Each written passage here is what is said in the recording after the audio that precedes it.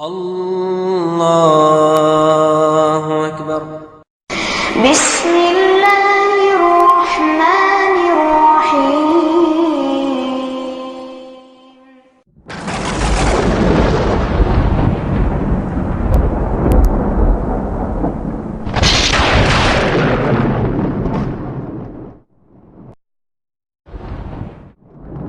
वक़ुल जाअल हक़्क़ वज़हक़ल बातिल इन्नल बातिल कान ज़हूक़ा। अहलल किताब तआलौ इला कलिमतिन सवाइन बैनना व बैनकुम अल्ला नअबुद इल्लल्लाह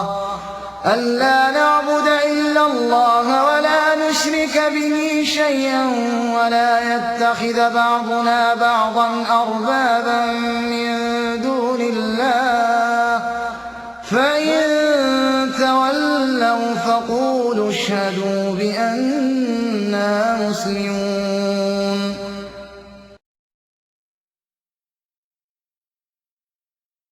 अस्सलामु अलैकुम रहमतुल्लाहि व बरकातुहू। अल्हम्दुलिल्लाह वहदह वस्सलातु वस्सलामु अला मन ला नबिय्य बअदह।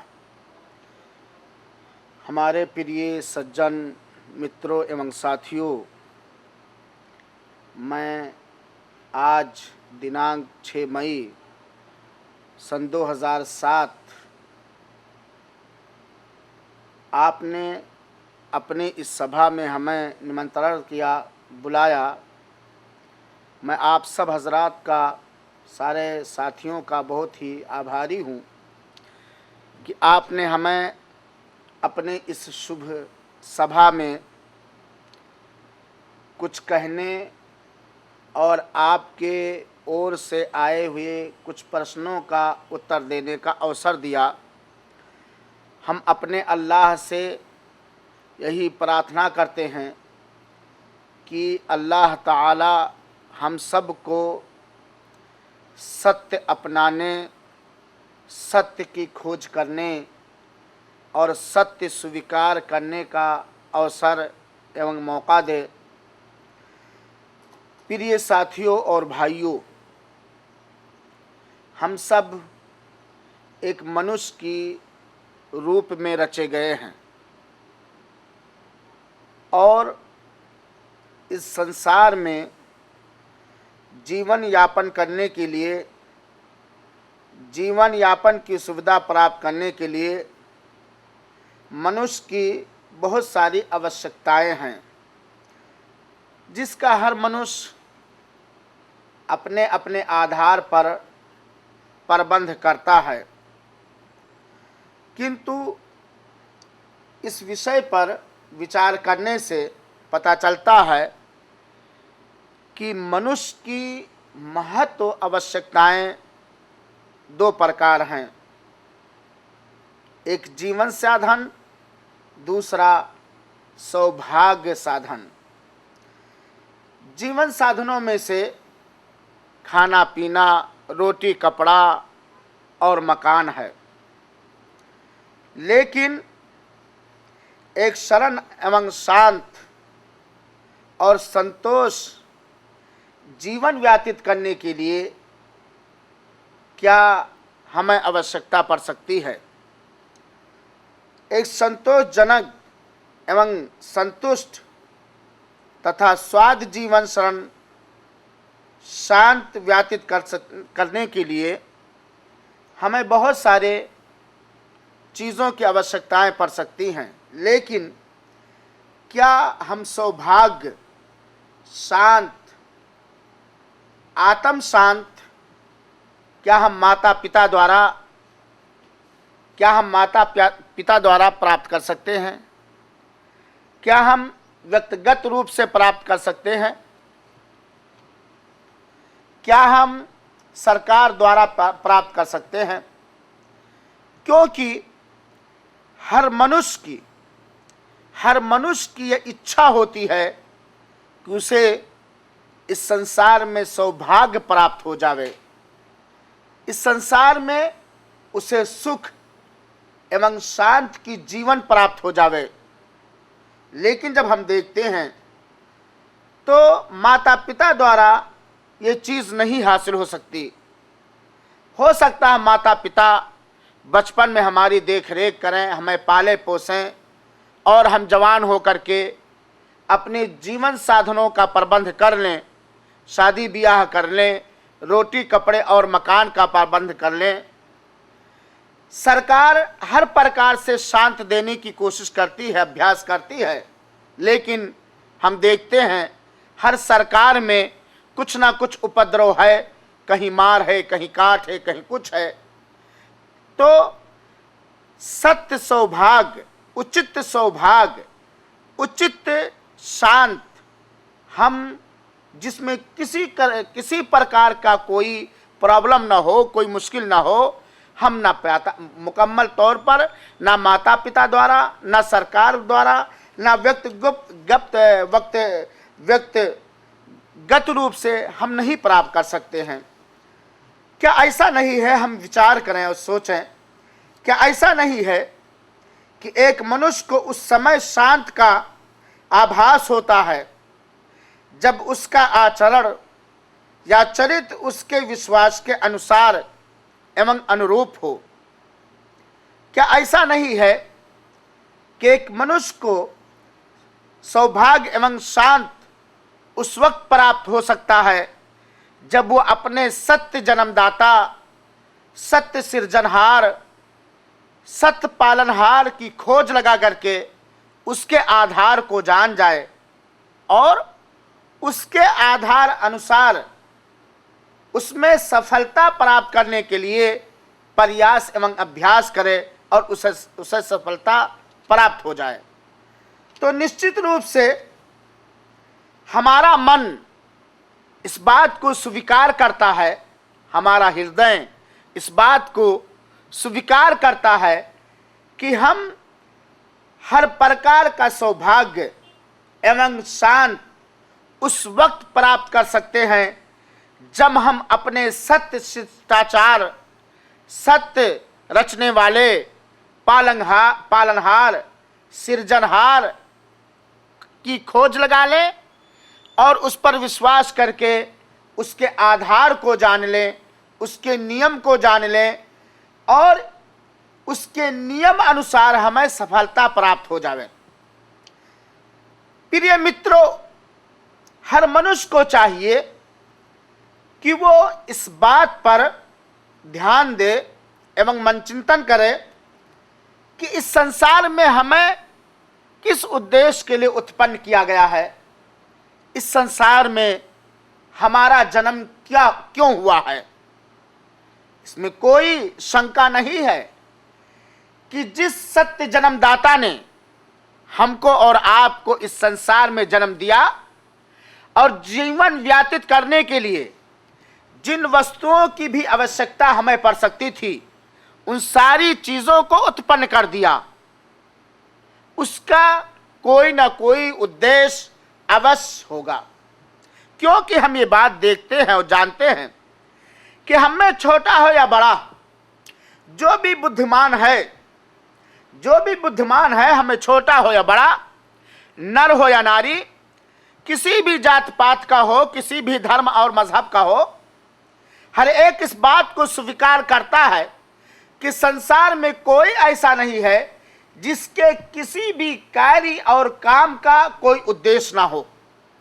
जब हमारे किसी काम का, हमारा कोई काम, हमारा कोई कार्य, हमारा कोई प्लान बिना उद्देश्य के नहीं होता है। चुनाचे हम देखें, हम भोजन खाते हैं, भोजन खाने का उद्देश्य ये है कि हमारी शरीर में ताकत पैदा हो, हमारे शरीर का हर अंग बलवान रहे। हम अपना देश छोड़कर दूसरे देश में नौकरी चाकरी के लिए जाते हैं, हमारा उद्देश्य होता है कि हम वहाँ संपत्ति एवं धन कमाएंगे और अपने देश में वापस होकर के अपनी गरीबी को दूर करेंगे। हम टॉयलेट में जाते हैं, हमारा उद्देश्य होता है अपने पेट को साफ करना। हम स्नान करते हैं, हमारा उद्देश्य एवं मकसद होता है कि हमारे शरीर से मैल कुचैल और गंदगी दूर हो जावे।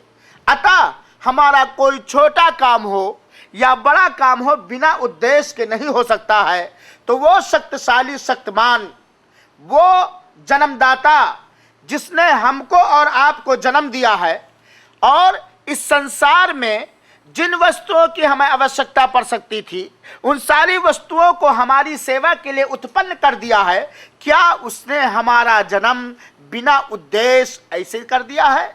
क्या हम इसलिए जन्म दिए गए हैं खाएं कमाएं और मर जाएं? क्या हम इसलिए जन्म दिए गए हैं कि हम शादी ब्याह करके अपने दिल को सुकून पहुंचा लें? क्या हम इसलिए जन्म दिए गए हैं कि हम सारे लोगों की सेवा करें, नौकरी और चाकरी करें? नहीं मेरे भाइयों, नहीं मेरे भाइयों, हम में से हर मनुष्य इस बात पर विश्वास रखता है, किसी भी जात का हो, किसी भी धर्म का हो, हम में से हर मनुष्य इस बात पर विश्वास रखता है कि जीवन दो है, एक संसार का जीवन, एक परलोक यानी परले का जीवन, दुनिया का जीवन और परले का जीवन। एक बुद्धिमान मनुष्य इस संसार के अंदर जीवन व्यतीत करता है, परंतु उसके सामने परले का जीवन महत्व रखता है। वो परलोक के दिन सफलता प्राप्त करने की प्रयास करता है, क्योंकि एक बुद्धिमान मनुष्य इस बात पर विश्वास रखता है कि स्वर्ग और नरक है, स्वर्ग और नरक है, और हर मनुष्य को अपने करने अनुसार या तो उसे स्वर्ग मिलेगा या तो उसे नरक मिलेगा। तो मेरे भाइयों और साथियों, आइए हम सोचें कि जिस जन्मदाता ने हमको और आपको इस संसार में जन्म दिया है, इस संसार में उत्पन्न किया है, उसका उद्देश्य क्या है, उसका मकसद क्या है? उसका मकसद और उसका उद्देश्य बहुत ही प्यारा और बहुत ही अच्छा है। जन्मदाता ने हमको और आपको इसलिए जन्म दिया है कि हम मात्र सत्य जन्मदाता पर विश्वास करके उसकी उपासना करें, उसकी पूजा करें और इस बात का विश्वास रखें कि सत्य उपास्य एवं सत्य पूज्य मात्र वो है जो सारे संसार का जन्मदाता है, जो सारे सृष्टि का जन्मदाता है, जो सृष्टाचार है, जिसने ये आकाश बनाया, जिसने ये पृथ्वी बनाई, जो आकाश से वर्षा करता है, जिसने हमको मनुष्यों की शक्ल में उत्पन्न किया, जो हानि और लाभ का मालिक है, वो अल्लाह है। वो अल्लाह है जो सृष्टि नहीं है बल्कि सृष्टाचार है, जो रचना नहीं है बल्कि रचने वाला है, जिसने उत्पन्न किया है, जो जन्मदाता है, जो पालनहार है, जो सृजनहार है, जो सूरज को निकालता है, सूरज को डुबोता है, जो चंद्र को निकालता है, चंद्र को डुबोता है, जो रात को दिन में और दिन को रात में बदलता है, जो हर प्रकार की भाषा को जानता और समझता है, जो हर मनुष्य के मन की बात को भी जानता है, और मनुष्य ही नहीं बल्कि संसार में जो कुछ हो रहा है, जो कुछ हुआ है, जो कुछ होगा, उस सारी चीजों का ज्ञान एवं इल्म रखता है। वो उस जन्मदाता ने हमको और आपको एक शुभ उद्देश्य के लिए जन्म दिया है कि सारे मनुष्य, सारे जिन एवं शैतान, सारे मनुष्य उसी सत्य जन्मदाता के आभारी हों, उस पर विश्वास करें, उसी को वास्तविक पूज्य स्वीकार करें, उसी को वास्तविक उपास्य स्वीकार करें और उसके अनुसार, उसके आधार अनुसार उसकी उपासना करें, उसकी पूजा करें। और जो मनुष्य अपने सत्य उपास्य एवं पूज्य का पूजा करता है, वही सत्य में अपने सत्य जन्मदाता का दास है। तो ये बात हर एक के मन में आई होगी या आती होगी कि हमारा जन्मदाता कोई मनुष्य नहीं है, हमारा जन्मदाता ये जल नहीं है, हमारा जन्मदाता संसार की कोई वस्तु नहीं है, हमारा वास्तविक जन्मदाता अल्लाह है जो आकाश में है और जो सारी हर प्रकार की चीजों को उत्पन्न करने वाला है। और हमें इसलिए जन्म दिया है कि हम उसकी पूजा करें, उसको सत्य पूज्य स्वीकार करें और इस बात को स्वीकार करें कि उसके अतिरिक्त कोई उपास्य नहीं है, उसके अतिरिक्त कोई पूज्य सत्य पूज्य नहीं है। सत्य पूज्य केवल सत्य जन्मदाता है जिसने हमको और आपको इस संसार में जन्म दिया। मेरे भाइयों और साथियों, हमें यह भी सोचना चाहिए कि जिस उद्देश्य के लिए हम और आप जन्म दिए गए हैं, इस उद्देश्य में अगर हम सफलता प्राप्त कर ले जाएं तो किसका लाभ होगा? क्या जन्मदाता का लाभ होगा? क्या शिष्टाचार का लाभ होगा? या हमारा और आपका लाभ होगा? सत्य बात यह है मेरे प्रिय मित्रों और साथियों, हम ध्यानपूर्वक सुने और मन चिंतन करें कि उससे बड़ा दुष्ट मनुष्य कौन हो सकता है जो अपने सत्य जन्मदाता एवं सत्य पूज्य और उपास और सत्य पालनहार पर विश्वास न करे या अपने बनाए हुए आधार अनुसार जीवन व्यतीत करे और सत्य जन्मदाता एवं पालनहार के आधार अनुसार जीवन व्यतीत न करे। श्रेष्ठ के शिष्टाचार के श्रेष्ठ को शिष्टाचार उससे बड़ा अत्याचारी कौन हो सकता है जो सत्य शिष्टाचार के श्रेष्ठ को भगवान मान ले और सत्य अल्लाह को छोड़कर सारी पूजा श्रेष्ठ की करने लगे। उससे बड़ा अत्याचारी कोई नहीं हो सकता है। प्यारे मित्रों और साथियों, आप उस व्यक्ति के बारे में क्या कहेंगे जो अपने जन्म का उद्देश्य ही ना जान सके? क्या शरीर में जितने अंग हैं, कोई अंग ऐसा है जो बिना उद्देश्य बनाया गया है? बिना उद्देश्य, उंगली है, आंख है, कान है, नाक है, इसका कोई उद्देश्य नहीं है। अगर इसका कोई उद्देश्य नहीं है तो ज़रा हम अपनी एक आंख फोड़ करके देख लें, फिर हमें पता चल जाएगा कि सत्य जन्मदाता ने हमें ये आंख क्यों दिया था। तो जब हमारे शरीर का कोई अंग, चाहे छोटा हो या बड़ा, बिना उद्देश्य के नहीं बनाया गया है, तो क्या हम बिना उद्देश्य के बनाए गए हैं? नहीं मेरे प्रिय मित्रों, हमारे जीवन का उद्देश्य ये है कि हम सत्य पूज्य की खोज करके उस पर विश्वास करें और उसके नियम अनुसार, उसके आधार अनुसार हम उसको उपास एवं पूज्य स्वीकार करें और उसी आधार पे हम जीवन व्यतीत करें। मेरे पास एक प्रश्न आया है, मैं उस प्रश्न का उत्तर लिख देना चाहता हूं। प्रश्न यह है कि रचयिता का अस्तित्व है कि नहीं?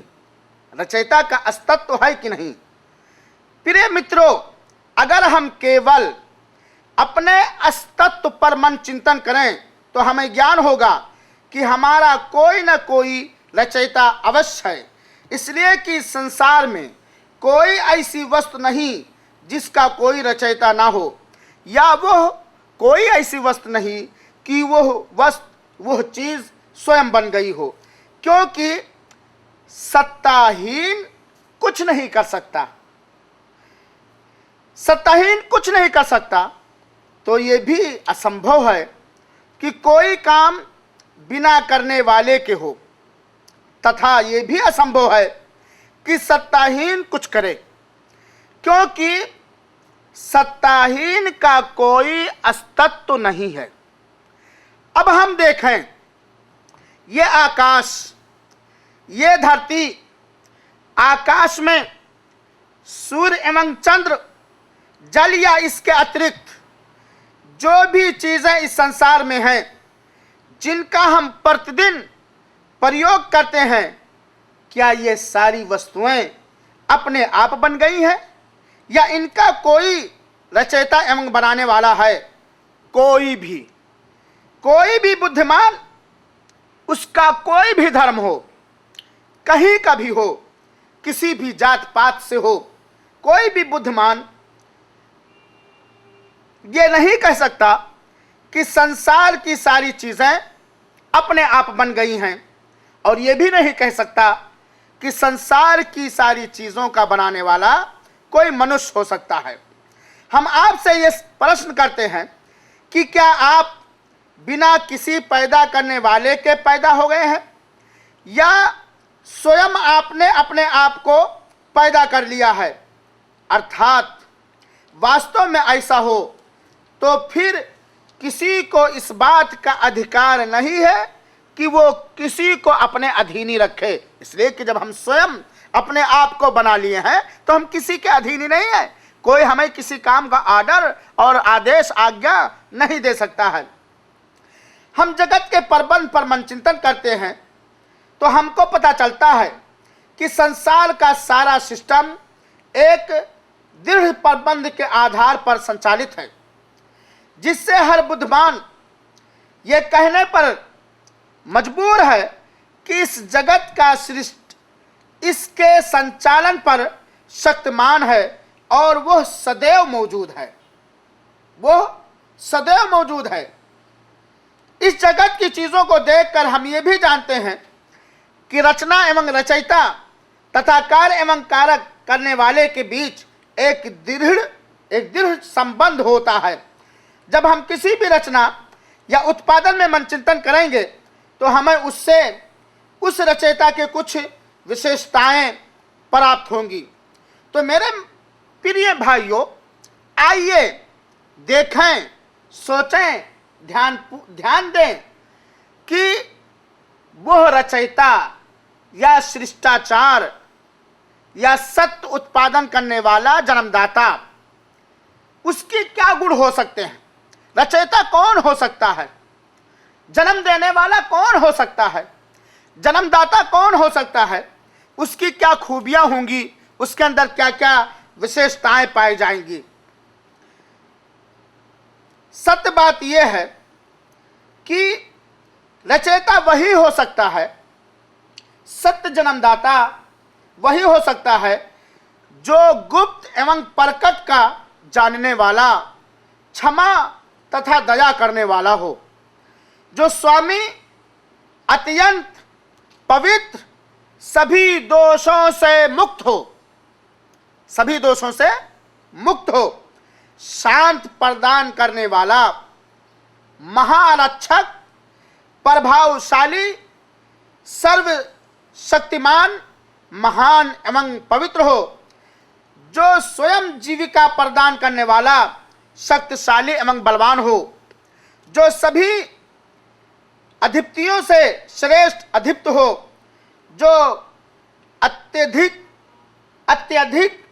कृपालु हो, जो अपनी इच्छा अनुसार हर काम करने का आधार रखता हो, जो जीवित एवं सबकी सहायता आधार हो, जिसे ओंघ न आए न निंद्रा, धरती और आकाश सभी चीजें जिसके अधीनी हो, जो बहुत महान और बहुत बड़ा हो, जो बीजों से गुठलियों को फाड़कर अखवा निकालता हो, जो जल बरसा करके खेत से पौधा निकालता हो और पौधे में बाली फल फूल लगाता हो, जो हानि और लाभ का मालिक हो, जो जीवन और मृत्यु का मालिक हो, जो जीवन देने वाला हो और मृत्यु देने वाला हो, जो नर और नारी पैदा करने वाला हो।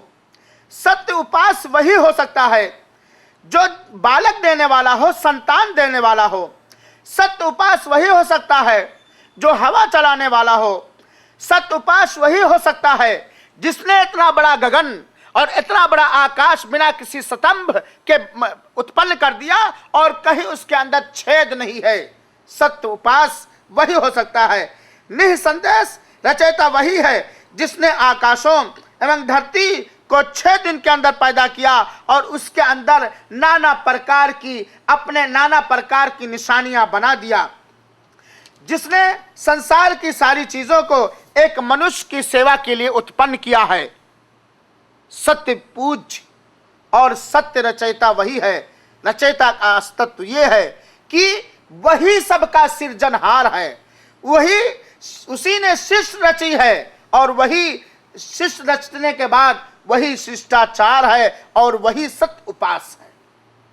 यह है आपके इस प्रश्न का उत्तर। प्रिय मित्रों, क्या कोई कह सकता है, हम मन चिंतन करें, ये इतना बड़ा आकाश, इस आकाश को किसने बनाया? कौन सा साइंसदान है, किस विद्वान ने इस आकाश को बनाया है? ये आकाश, रात में हम सोते हैं, आकाश में तारे देखते हैं, इन तारों को किसने जन्म दिया है? ये आकाश में हम जब सुबह अपनी नींद से उठते हैं तो एक सूर्य देखते हैं जो थोड़ा थोड़ा निकल करके अपने प्रकाश से पूरे संसार को ढांप लेता है। ये सूर्य किसने बनाया? सूर्य। और इसके अंदर इतनी रोशनी और प्रकाश देने की शक्ति होने के बावजूद भी शाम में वो डूब जाता है, उसका प्रकाश खत्म हो जाता है और रात का अंधेरा आ जाता है। ये कौन करता है मेरे प्रिय मित्रों? तो जो ये सब करता है वही हमारा और आपका भी जन्मदाता है और वही सत्य भगवान और सत्य अल्लाह है। क्या हमारी ये बात सत्य नहीं है, सही नहीं है? आकाश का कौन बनाने वाला? आकाश का रचयिता हमारा रचयिता है। आकाश को हमारी सेवा के लिए बनाया है और हमें इसलिए रचा है कि हम उसकी पूजा करें और उसी को सत्य पूज्य स्वीकार करें। यहाँ ये बात, जब ये बात स्पष्ट हो गई कि हम सब का सत्य पूज्य मात्र अल्लाह है जो सारे संसार का जन्मदाता और सृजनहार है, जिसके अंदर विशेष रूप से वो गुण पाए जाते हैं जो गुण किसी भी रचयिता के अंदर, किसी भी रचना के अंदर नहीं पाए जाते, जैसा कि आपने सुना। तो आइए हम खोज लगाएं, हम पता लगाएं कि रचयिता एवं जन्मदाता एक है या अनेक।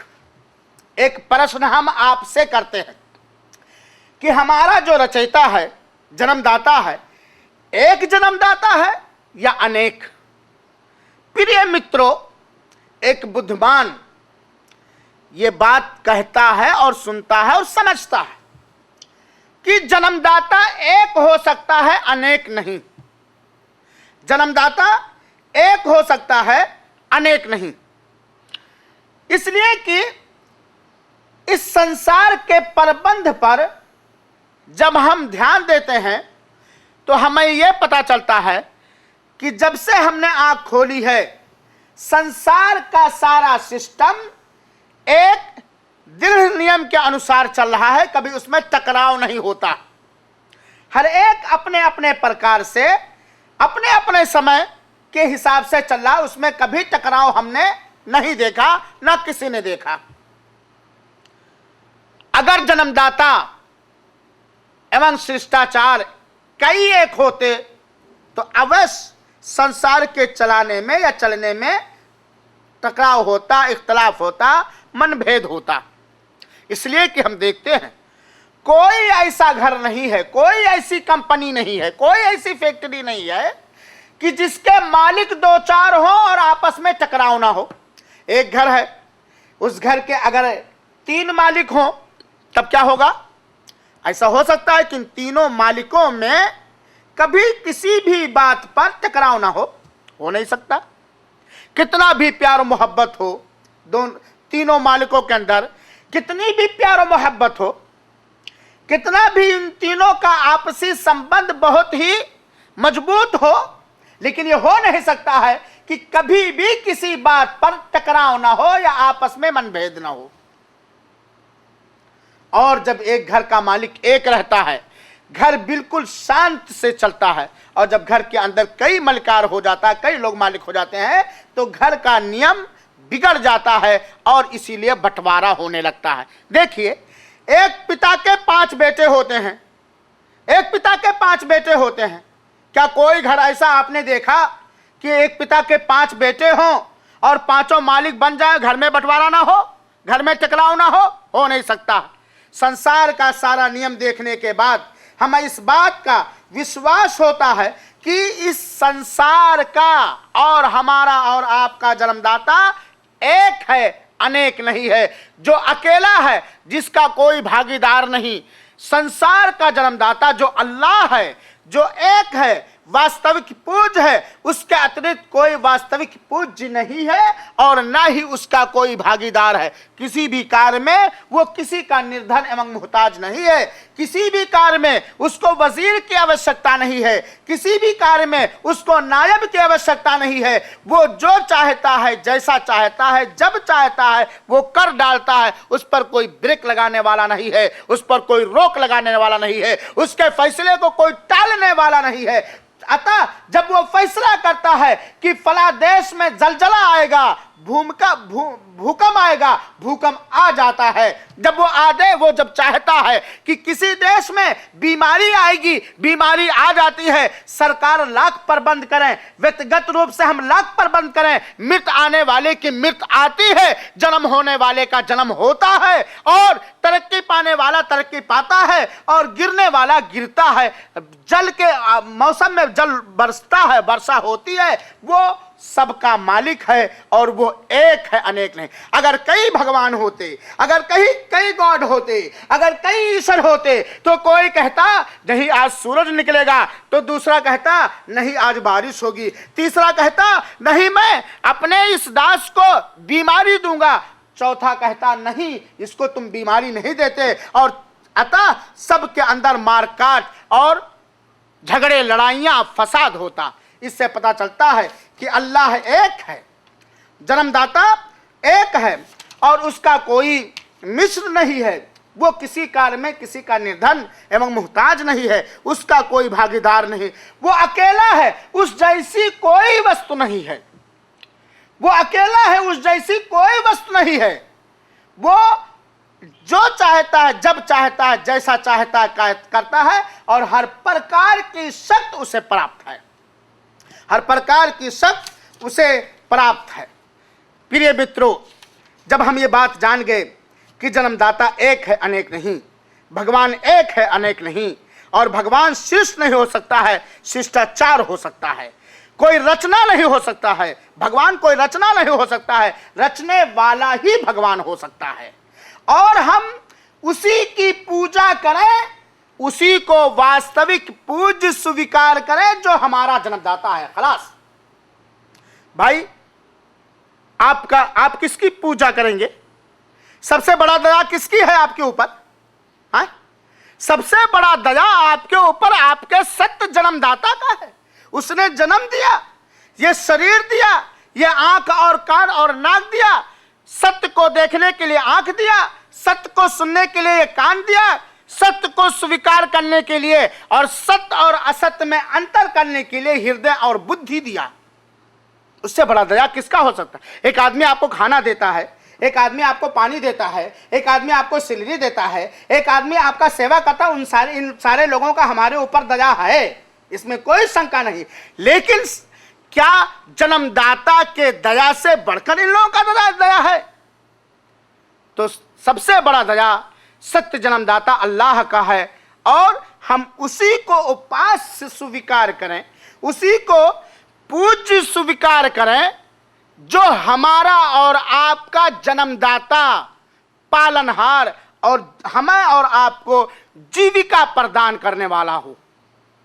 उसी को हम सत्य पूज्य स्वीकार करें और उसी के आधार उसको पूजा करें, उसकी पूजा करें, और वो एक है, अनेक नहीं है।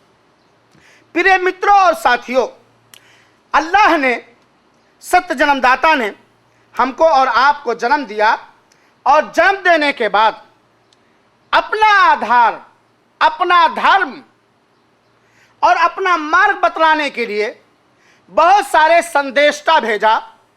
जो सारे के सारे संदेष्टा मनुष्य थे, अल्लाह की पुजारी थे, वो पूज्य नहीं थे, और उनके ऊपर आकाशवाणी आती थी, और समस्त दूत सच्चे तथा सदाचारी थे। आदम, मूसा, ईसा, मोहम्मद सल्लल्लाहु अलैहि वसल्लम, ये सारे के सारे रचना हैं, ये सारे के सारे श्रेष्ठ हैं। ये सारे के सारे अल्लाह के संदेष्टा हैं, अल्लाह के मैसेंजर हैं। इनके ऊपर आकाशवाणी आती थी। अल्लाह ने हमें जन्म दिया अपनी पूजा करने के लिए, तो पूजा का आधार बतलाने के लिए, जीवन व्यतीत करने का सत्य नियम, उचित नियम बतलाने के लिए, अपना धर्म अपने दासियों तक, अपने बंदों तक पहुंचाने के लिए इन संदेष्टाओं को चुना और इनके ऊपर आकाशवाणी आती थी। और इन सारे संदेष्टाओं के ऊपर जो आकाशवाणी आती थी उसी चीज को अपनी अपनी समुदाय तक पहुंचाते थे। और जब ये धरती अत्याचार से भर गई, इस धरती पर कत्ल गारतगरी होने लगी, चोरी लटोरी होने लगी, हर तरह के उपद्रव फैल गया इस धरती पर, तो अंत में अल्लाह ताला ने अंतिम संदेष्टा मोहम्मद सल्लल्लाहु अलैहि वसल्लम को संदेष्टा बनाया और उनके द्वारा यह धरती न्याय से भर गई। उनके द्वारा यह धरती प्यार मोहब्बत से भर गई। उनके द्वारा अल्लाह ताला ने इस धरती से अत्याचार को, भ्रष्टाचार को समाप्त किया और सब भाई भाई हो गए। अंतिम संदेष्टा मोहम्मद सल्लल्लाहु अलैहि वसल्लम, जिनको मुसलमान अपना सत्य संदेष्टा स्वीकार करते हैं और मुसलमान हर संदेष्टा को अल्लाह का संदेष्टा मानता है। मुसलमान इनकी पूजा नहीं करते। इस्लाम जो धर्म, जो मुसलमान जिस पर चलता है, यह मोहम्मद सल्लल्लाहु अलैहि वसल्लम का बनाया हुआ धर्म नहीं है। यह मोहम्मद सल्लल्लाहु अलैहि वसल्लम पर अवतारित किया हुआ, अल्लाह की ओर से अवतारित किया हुआ धर्म है। इसलिए इस धर्म के जितने नियम हैं, इस धर्म के जितने नियम हैं, इन सारे इस्लाम धर्म के सारे नियमों पर हर समय में, हर जमाने में, हर देश में हर मनुष्य आसानी से चल सकता है और इस्लामिक नियमों का आसानी से बिना किसी परेशानी के वो पालन कर सकता। और अगर कोई मनुष्य इस संसार में सुकून चाहता है, इस संसार में वो इस संसार से उपद्रव को समाप्त करना चाहता है, तो वो इस्लाम के नियमों को पढ़े, इस्लामिक नियमों को पढ़े। क्योंकि इस्लाम के सारे नियम ये किसी मनुष्य के ओर से नहीं बनाए गए हैं, ये उस सत्य जन्मदाता ने बनाया है जो सबके मन की भेदों को जानता है, जो सबके सत्य को जानता है, सबके बारे में पूर्ण ज्ञान रखने वाला है। प्रिय मित्रों, इस्लाम क्या है? इस्लाम की विशेषताएं क्या हैं? इस्लाम की विशेषताएं असंख्य हैं। इस्लाम की विशेषताओं के बयान करने के लिए या इस्लाम के विशेषताओं का विवरण करने के लिए घंटा 2 घंटा काफ़ी नहीं है। इसलिए कि सत्य बात यह है कि जो भी मनुष्य इस्लाम के गुणों को जान जाएगा, जो भी मनुष्य इस्लाम के विशेषताओं को जान जाएगा, वो यह बात कहने पर मजबूर हो जाएगा कि इस्लाम ही वो धर्म है जो सारे लोगों को स्वीकार करने के लायक है। इसलिए कि इस्लाम के किसी भी नियम में, इस्लाम के किसी भी आदेश में किसी प्रकार का कोई अन्याय नहीं है। न्याय है, अन्याय नहीं है। इस्लाम धर्म की विशेषताओं में से सबसे महत्वपूर्ण विशेषता यह है कि इस्लाम धर्म एक अल्लाह की पूजा करने का आदेश देता है, जो वास्तविक पूज्य है, जो अकेला है, जिसका कोई भागीदार नहीं, जो किसी भी कार्य में किसी का निर्धन एवं मुहताज नहीं है, जो जन्मदाता है, उस एक अल्लाह की पूजा करने का आदेश देता है। प्रिय मित्रों और साथियों, थोड़ा सा हम ध्यान दें। एक मनुष्य अगर 3 को भगवान मानता है, उसके लिए तीनों को प्रसन्न कर देना आसान है।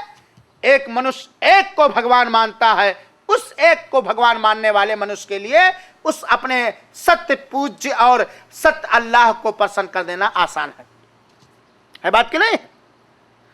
प्रिय मित्रों, इस्लाम इस बात का निमंत्रण देता है कि ऐ मनुष्यों, अपनी बुद्धि का प्रयोग करके, अपनी आंख और कान, हृदय का प्रयोग करके एक अल्लाह के पुजारी हो जाओ, जो तुम्हारा जन्मदाता है, जो तुम्हें जीविका प्रदान करने वाला।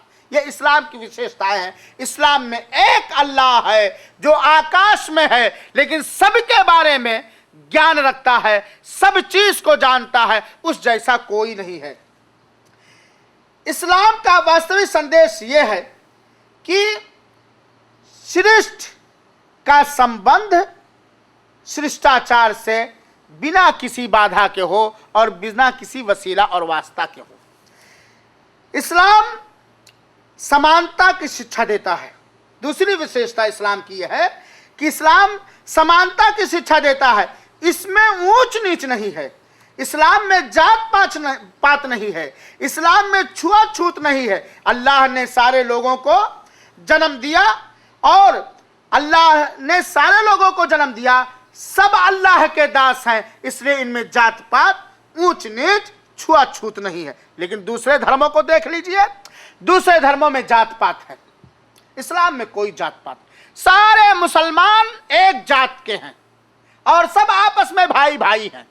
इसलिए सब आपस में भाई भाई हैं कि सारे के सारे एक सत्य पूज पर विश्वास करते हैं और उसी के अवतारित किए गए धर्म के अनुसार जीवन व्यतीत करते हैं। तो सब एक फैमिली हैं, सब एक हैं, कई बदन और एक जान हैं। इसीलिए आपने देखा होगा कि सारे मुसलमान एक थाली में बैठ करके खाना खा लेते हैं। इस्लाम की समानता आप देखना चाहते हैं, यह मस्जिद है, मस्जिद में सारे मुसलमान एक साथ सलाह यानी नमाज पढ़ते हैं। इनमें न फोटो होता है, न मूर्ति होती है, न जात पात है, काला हो या गोरा हो। देखिए, आप लोग जानते हैं मुसलमान व्रत रखता है, मुसलमान रोजा रखता है, सारे मुसलमान एक साथ रोजा रखते हैं, एक साथ रोजा तोड़ते हैं। सारे मुसलमान चाहे अमीर हो या गरीब, हाँ, निर्धन हो या धनवाना हो, काला हो या गोरा हो, किसी प्रकार का हो, किसी को किसी पर महत्व प्राप्त नहीं है। अगर किसी को महत्व प्राप्त है तो उसको प्राप्त है जिसके हृदय में अल्लाह का सबसे ज्यादा भय हो। इसीलिए बहुत सारे लोग इस्लाम की प्रशंसा करते हैं। इस्लाम धर्म ने बुद्ध, प्राण, संपत्ति, आदर तथा मान मर्यादा एवं वंश की रक्षा का प्रबंधक या प्रबंध किया है। इस्लाम ने कत्ल को हराम किया, इस्लाम ने जनाकारी को वर्जित कर दिया, इस्लाम ने चोरी को वर्जित कर दिया। तो इस्लाम धर्म ने बुद्ध, प्राण, संपत्ति, आदर तथा मान मर्यादा एवं वंश की रक्षा का प्रबंध किया है और इन सारी वस्तुओं के प्रबंध करने के लिए नियम बनाया है। अतः इस्लाम का एक नियम मैं आपको बतलाऊं। इस्लाम का नियम है कि अगर कोई विवाहिक किसी औरत के साथ बलात्कार करे तो उस विवाहिक की गर्दन मार दिया जाए, विवाहिक का गर्दन मार दिया जाए, क्योंकि उसने उस महिला के आदर और मर्यादा पर डकैती किया है। और आप देखें, आप ये देख सकते हैं कि ये तो इस्लाम निहायत कठोर धर्म है। नहीं मेरे भाइयों, जरा ध्यान दो, इस्लाम ने ये जो नियम बनाया है इसलिए बनाया है कि एक बलात्कार के साथ जब ये हो जाएगा तो जिनके मन में भी बलात्कारी होगी वो सारे के सारे उससे दूर हो जाएंगे। इस्लाम का नियम है कि अगर कोई चोरी करे तो उसके हाथ को काट दिया जाए, उसका हाथों का उसके पीड़ा होगा, तकलीफ होगी। लेकिन जिस प्रकार उसने किसी के माल की चोरी करके उस माल वाले को पीड़ित किया है, दुख दिया है, ऐसे इसको भी दुख दिया जाए। और ऐसा करने से जिनके दिल में भी चोरी करने की आदत हो या जिसका भी हो, वो इससे तौबा कर ले। तो इस्लाम के ये विशेषताएं हैं। इस्लाम ने महिला को बहुत ही आदर और मर्यादा दिया है। महिलाओं को इस्लाम ने बहुत ही आदर और मर्यादा दिया। अतः इस्लाम का ये नियम है कि कोई भी मनुष्य जब किसी महिला से शादी करे तो उसे पैसे दे, उसे पैसे दे, जिसको हम लोग महर कहते हैं। और महिला का इस तरह महिला के आदर का इस तरह ख्याल रखा है, मर्यादा का, कि इस्लाम महिला या तो बच्ची होगी और या तो माँ होगी या पत्नी होगी, या बेटी या माँ या पत्नी। माँ के बारे में इस्लाम ने कहा है कि ऐ लोगों, अगर तुम्हारे माता पिता बुढ़ापे की उम्र को पहुंच जाएं और वो कुछ कहे तो उनकी कही हुई बात पर उह भी न कहो, न उनको मारो न उनको पीटो, और उनको हमेशा प्रसन्न रखो। जो जिसके माता पिता उससे प्रसन्न है, उससे उसका सत्य पोज और अल्लाह प्रसन्न है। और इस्लाम ने बतलाया है कि अगर माता अपने हृदय से किसी को बद्दुआ दे दे तो बद्दुआ लग जाती है। ये माँ का ख्याल रखा है, माता पिता का ख्याल रखा है। बेटे के ऊपर यह अवश्य है, अनिवार्य है। इस्लाम में बेटे के ऊपर यह अवश्य एवं अनिवार्य है कि बेटा अपने माता पिता के हर खर्च वर्च का प्रबंध करे। यह इस्लाम का नियम है। और इस्लाम ने कहा है कि अगर कोई मनुष्य जिसको अल्लाह ने 3 बेटी दी हो, उन तीनों बेटियों को पढ़ाए लिखाए और उनको इनकी देखरेख अच्छे प्रकार करे तो उसके लिए स्वर्ग है। पत्नी के विषय में इस्लाम का नियम है कि पति के ऊपर यह अनिवार्य है कि पत्नी के रोटी कपड़े और मकान का प्रबंध करे। पत्नी अपने संपत्ति का स्वयं मालिक है। पत्नी के संपत्ति में पति कोई इंटरफियर नहीं कर सकता है।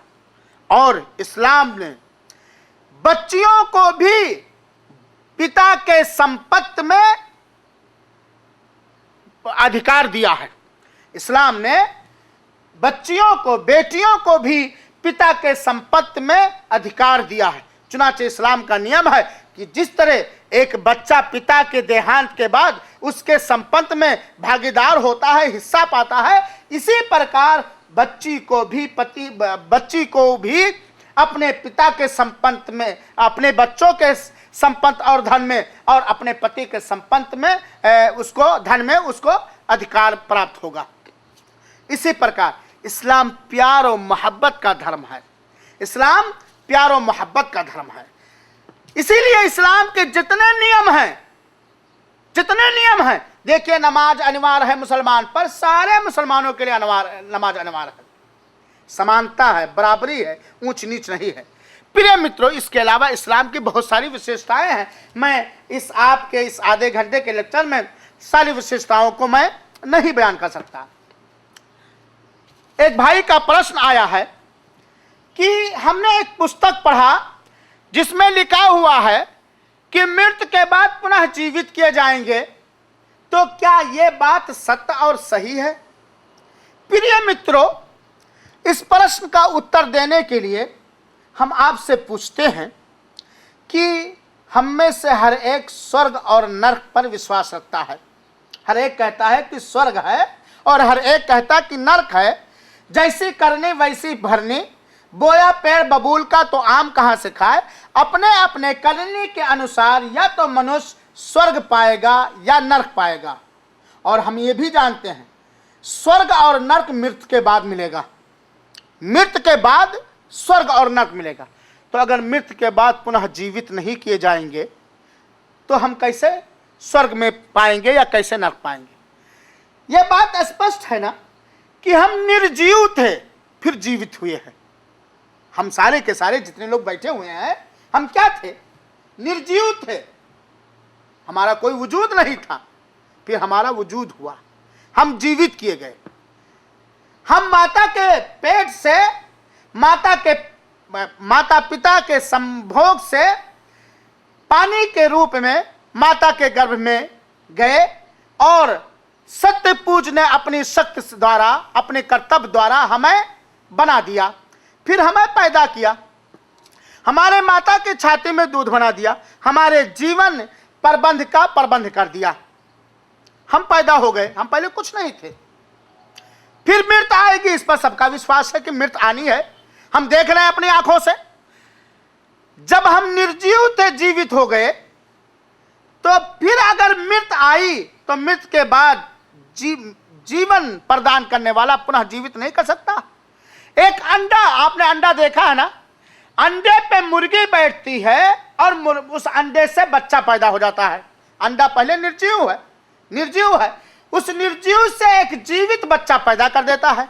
इसी प्रकार मुर्गी जीवित है और मुर्गी से निर्जीव अंडा पैदा कर देता है बात कि नहीं है? तो मृत्यु के बाद पुनः जीवित किए जाएंगे और जन्मदाता के लिए यह कार्य कोई कष्ट नहीं है, कठोर नहीं है। इसलिए कि पहली बार किसी चीज को उत्पन्न करना यह ज्यादा कठिन है, दोबारा उत्पन्न करना कोई मुश्किल नहीं है। मेरे प्रिय मित्रों, इस बात को ध्यान पूर्वक हम सुने कि शरीर मरता है, प्राण नहीं मरता। मनुष्य का शरीर मरता है, शरीर से प्राण निकल जाता है, शरीर मर जाता है, यह प्राण रहता है। अल्लाह ताला जिसने हमको निर्जीव से जीवित किया, वो अल्लाह ताला इस बात पर शक्तिशाली है, शक्त रखता है कि वो फिर से जीवित करेगा। जीवित करने के बाद हर एक का लेखा जोखा होगा, हर एक को अपने करने का हिसाब व किताब देना है। और निर्जीव इसलिए करे, जीवित इसलिए करेगा ताकि हर एक को उसके करने का पूर्ण फल मिल जाए।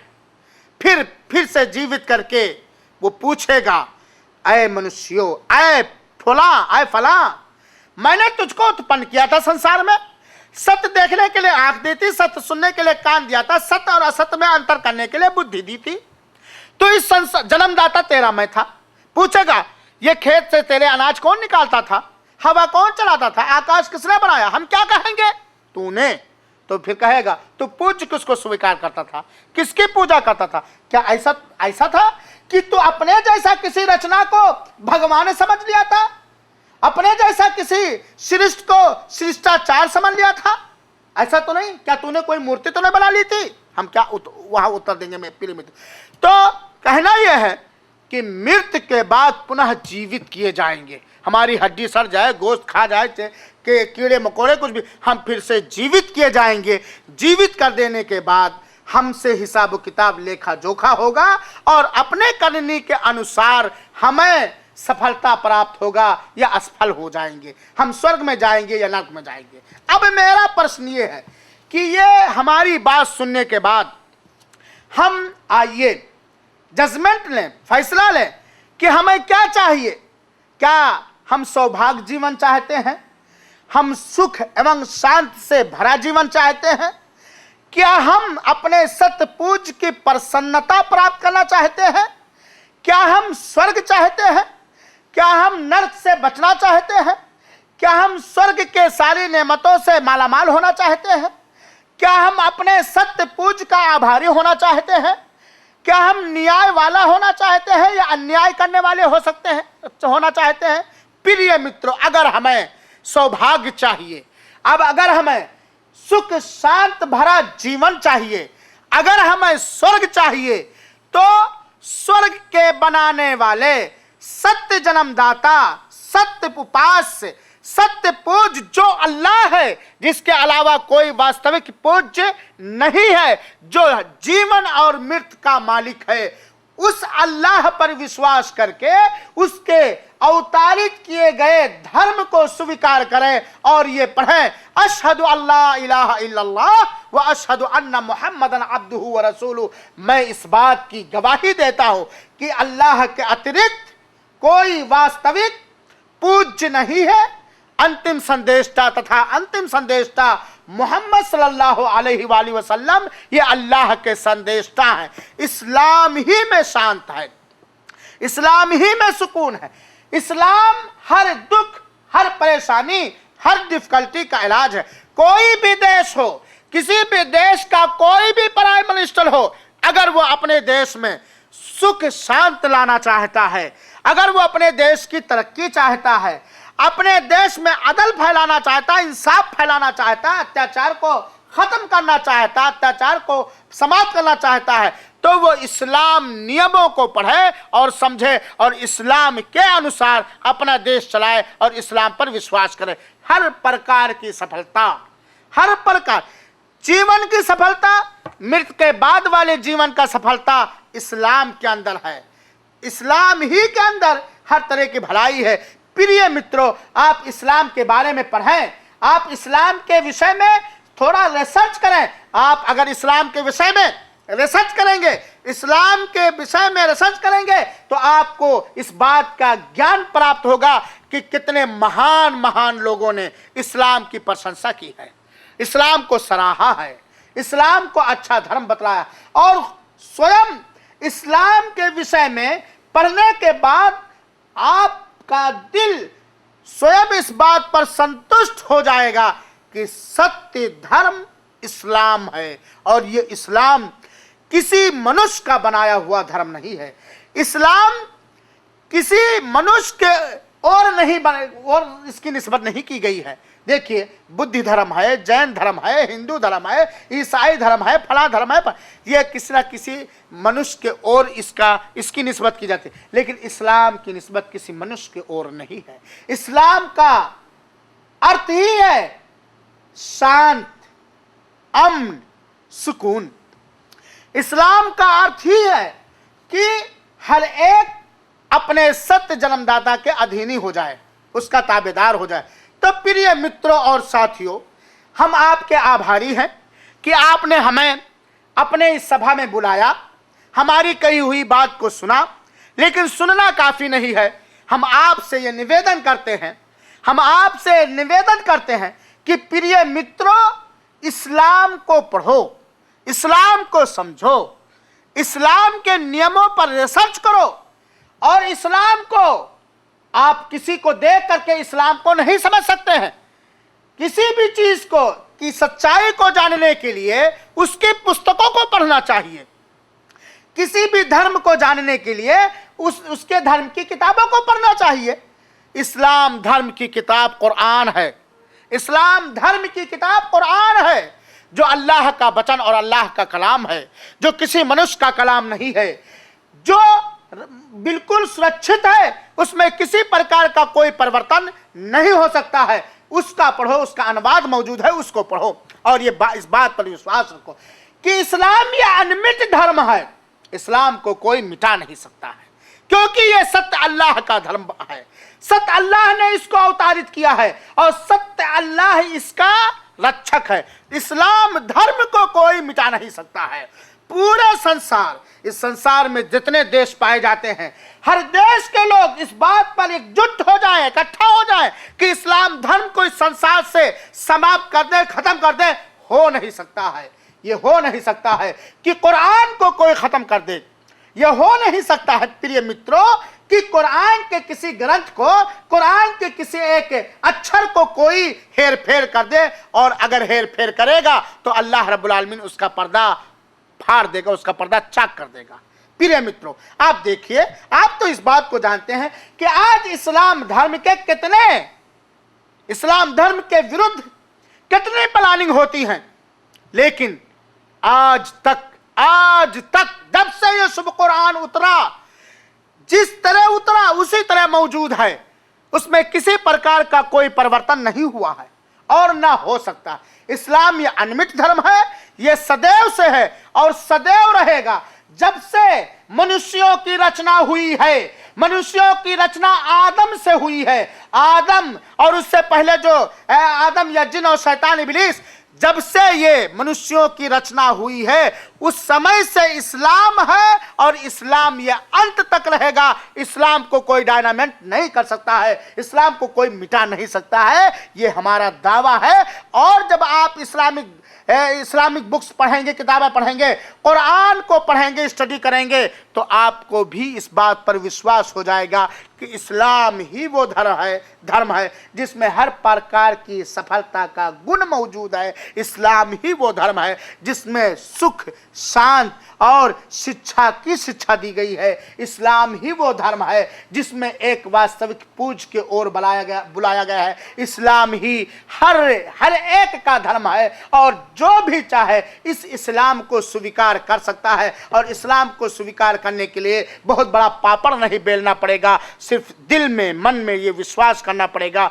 जबान से ये कहना पड़ेगा कि मैं इस बात का गवाही देता हूँ कि अल्लाह के अतिरिक्त कोई वास्तविक पूज्य नहीं और मोहम्मद सल्लल्लाहु अलैहि वसल्लम अल्लाह के अंतिम संदेशता है। फिर इस्लाम के नियम अनुसार 5 समय की नमाज पढ़ना, रमज़ान का रोज़ा रखना, धर्म अदाय देना, हज करना और इस्लाम के नियमों का पालन करना, यही इस्लाम धर्म है। हम अपने अल्लाह से, जो सत्य अल्लाह है, जो अकेला है, जिसका कोई भागीदार नहीं, जो किसी कार्य में किसी का निर्धन है, जो हमारा जन्मदाता है, आपका जन्मदाता है, पूरे संसार का जन्मदाता है, जो असंख्य विशेषताओं का मालिक है, उसके अंदर जो विशेषता पाई जाती है किसी भी रचना के अंदर नहीं पाई जाती। हम उस अपने सत्य पूज्य अल्लाह से ये प्रार्थना करते हैं कि ऐ अल्लाह, तू हमें अपना सीधा मार्ग दिखा दे, हमारे लिए सत्य को खोल दे, सत्य स्वीकार करने का अवसर दे, सत्य के प्रचार करने का अवसर दे, असत्य से बचा, जो सत्य है वो दिखा दे और मेरे मन में डाल दे, जो असत्य है उसको मेरे मन से निकाल दे। आमीन रब्बल आलमीन। वस्सलामु अलैकुम रहमतुल्लाहि व बरकातहू।